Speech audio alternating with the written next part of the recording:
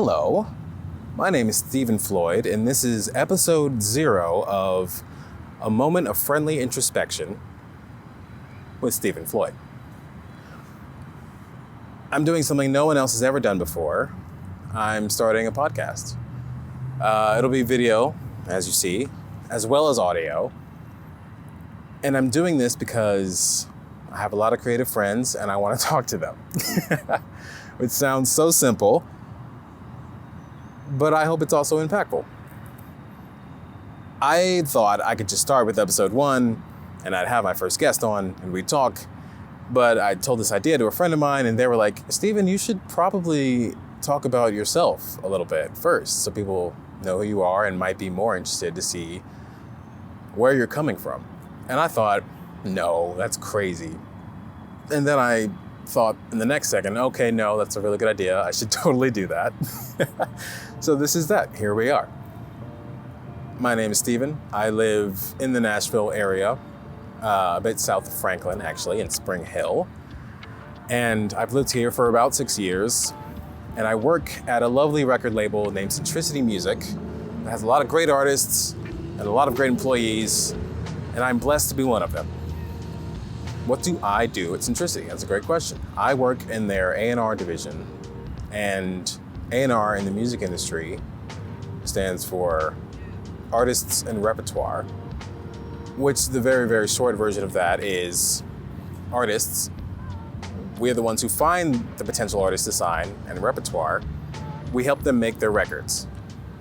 Very simple explanation. I'm sure we'll go more into it in the episodes to come, but that's what I do. And I got into that because I grew up loving music, loved like strictly R&B and gospel stuff. That's all my parents played. My mom was always a part of gospel choirs in whatever church we were going to, and I would be sitting in the stands waiting to go home. But I picked up on the songs and I started singing along with them and started singing along to the recordings and emulating the people that I was hearing. So I loved that style of music and thought maybe, hey, I could be a singer one day.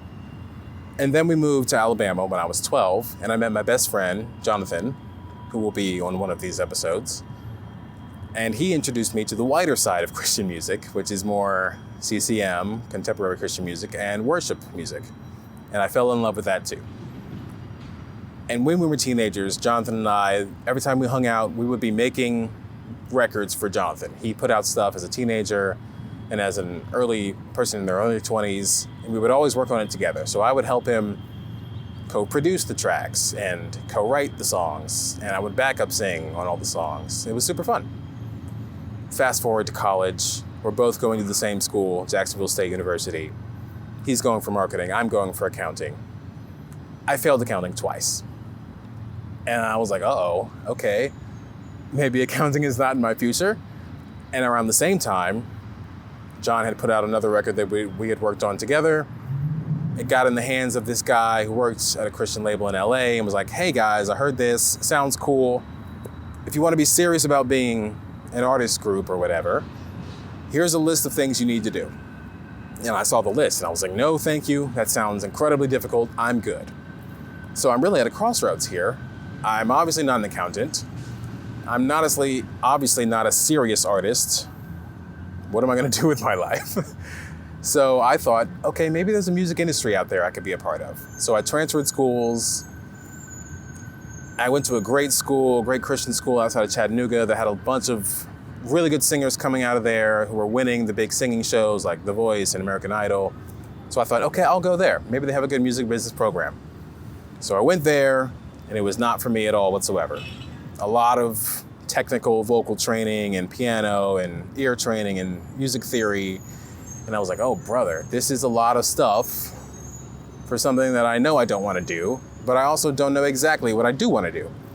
So 2 years into that, I Google music industry jobs and I come across A&R. I was like, okay, yeah, cool. Find artists, make records. I could try that. So from there, I sent a cold LinkedIn message to a person who was doing Christian music A&R at the time. His name was John.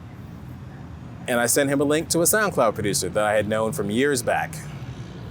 2 weeks later, the guy on LinkedIn he hit me back. He was like, yo, this dude's amazing. We're gonna fly him out here, have him work with our artists. And I was like, oh my gosh, that's ridiculous. So from there, I moved from that school to Murfreesboro to go to another school, Middle Tennessee State. And I was there for a year and I dropped out. I was just a terrible student, so much anxiety and pressure that I was putting on myself. I already felt behind because I was a transfer and everyone was younger than me and just felt out of place. So I dropped out, but I got the opportunity to meet with the guy from LinkedIn, John, at his office at Capital Christian in Brentwood, Tennessee. And I was freaking out the night before. I was like, oh my gosh, this is Capital. I can't freaking mess this up. This is a big deal. And it was not a big deal at all whatsoever. We just sat and shared stories of how we got to where we are now. But at the end of the meeting, I was like, hey, I don't know if you're up for this, but would you mind mentoring me? And he was kind enough to say yes. So all throughout 2019, we would grab breakfast and I'd bring him artists and producers that I liked. And he'd teach me about A&R and introduce me to more people around town. It was super great, very impactful. That ended in 2020, because 2020 happened, of course. But that year I met another John. This guy's name is John Mays, and he works at Introspection. So I was like, yeah, okay, I'll meet with him. He's doing A&R. I'm sure he'll be a great person to talk to. So we met, shared stories of how we got to where we are. And at the end of our first meeting, he said, hey, I'm going to send you a book. If you read this, we can talk again. It was 7 Habits of Highly Effective People, which I had not read before. So it took me about 6 months to read it and really try and apply everything it was talking about. Wonderful book, so impactful, loved it. I finished the book, I hit up John again. I was like, hey, let's just talk about our favorite parts of the book. Let's do it. And he said yes. So we met up again, never really talked about music at all. But in the second meeting, he was like, hey, we need an intern for the summer. Would you want to help us out? And I said, yes, absolutely. So I started that in April of 21.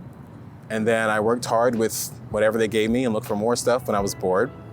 And they hired me. So I've been there about 2.5 years now. And it's been a wonderful experience. So why am I doing this show? I get to be around creatives every day. And yet I don't feel incredibly creative. I'm using this show to prove to myself that there can be creative outlets that are fulfilling outside of music. Like I said, growing up, I loved singing, but I'm not like a great singer. I'm definitely not an artist. I didn't have it in me to go all the way with that. And I don't play any instruments. So every time I had a wave of creativity that I wanted to express in music, I just felt like I couldn't. I didn't have all the proper knowledge and tools.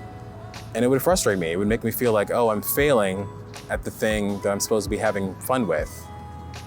And that sucked. So I had this idea to do a video podcast, which I know nothing about video, nothing about photography or lighting or any of the many things that I didn't think about when I first had this idea. But I said, you know what, I'm gonna do it anyway. We're just gonna try it. Maybe I'll get some help from people. Maybe I won't. Maybe it'll suck. Maybe it'll be awesome. I don't know. But I know I'm gonna be proud of it because I tried. It's gonna be bad. It's gonna not be great. But I tried. And that is what matters. Why are these conversations important to investigate? I'm a very intentional person. A lot of people have told me that. I've just started now feeling that to be true. This feels intentional. We live in an age where a lot of things are disposable, like social media and streaming platforms, video and audio, blah, blah, blah. A lot of things are just a flash in the pan. I bought a camcorder because it felt like, oh yeah, this is retro, this is old, this has character. It feels intentional. I want to be able to watch these in 10, 20 years and be like, oh, what did they think about this question at this time in their life? Are we still friends? If we're not, I mean, I hope we are, but if we're not, like, I liked this person enough to want to sit down with them and talk about these things. Why was that important to me? What did we capture on that day? It just feels tangible. It feels real. So this is just going to be a peek into a normal conversation that I have with people. I usually like to ask deep questions. So I've come up with 10 deep questions that I'm going to ask each of the guests that I have. There will be 12 guests, one for each month this year. And hopefully it doesn't get too repetitive because I'll also be in every episode. So I'll answer these questions here and there as well, multiple times. But I think these 10 questions are thought-provoking. And I want to get into my friends' brains. I think it'll be cool. I struggled a little bit with starting this because I have a great career that's in the creative arts, but I didn't feel fully creatively fulfilled, if that makes sense. And it sounds almost selfish to say that, because like I have a great cushy job, or at least on paper, it seems that way, and like I'm not working manual labor here, but I didn't feel fully fulfilled. This feels like an opportunity to express myself in a way that I had not thought of before. And it feels fun and scary and awesome and terrifying, but I want to do it anyway. And I think a lesson for anyone who's watching or listening to this is like, even if you have your career set or you're still searching for something, find something else that you just like and enjoy, that fulfills you. It's okay to do more than one thing. Pick up something, put it down. Pick up something, hold on to it, whatever. Be you. Bonus question, who cares about any of this? Some people do, which is really nice of them. But I think the answer that's driving me currently is I do. I care, and that's enough to keep me going. So thanks for joining me for a moment. I hope you enjoy the show.